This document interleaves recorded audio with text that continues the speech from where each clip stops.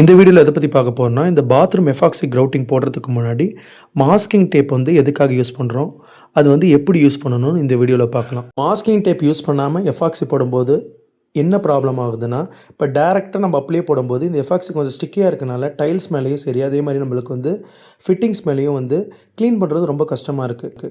அதுக்காக தான் இந்த மாஸ்கிங் டேப் யூஸ் பண்ணிவிட்டு நம்ம எஃபாக்சி போடுறதுனால நம்ம க்ளீன் பண்ணுறது ஈஸி. அதே மாதிரி நம்மளுக்கு டைல்ஸு, இந்த சானிடரி ஃபிட்டிங்ஸ் எல்லாமே வந்து பார்த்தோன்னா ப்ராப்பராக ப்ரொடெக்ட் ஆகுது.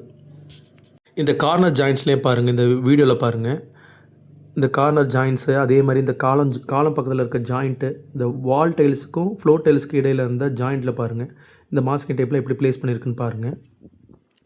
இந்த மாதிரி waterproofing masking tape use பண்ணதுக்கு அப்புறமேட்டு இந்த கார்னர் ஜாயின்ட்ஸில், எட்ஜஸில், இந்த வாலுக்கும் ஃப்ளோருக்கும் இருக்க ஜங்ஷனில், அதே மாதிரி நம்மளுக்கு வந்து கிளாசட் ஏரியா வர இடத்துல எல்லா இடத்துலையும் வந்து பார்த்தோன்னா இந்த மாஸ்கிங் டேப் வந்து ப்ராப்பராக யூஸ் பண்ணதுக்கு அப்புறமேட்டு நம்ம எஃபாக்சி போடுறது ரொம்ப ஈஸியாக இருக்கும்.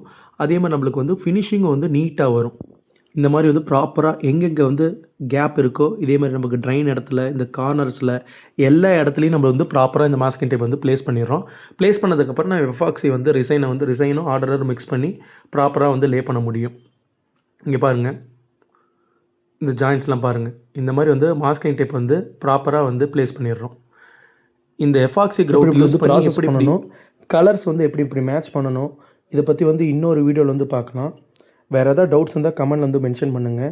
அதே மாதிரி இதை ரிமூவ் பண்ணும்போது வந்து இந்த எஃபாக்சி கிரவுட் போட்டதுக்கப்புறமேட்டு ஃபுல்லாக செட் ஆனதுக்கப்புறம் ரிமூவ் பண்ணக்கூடாது.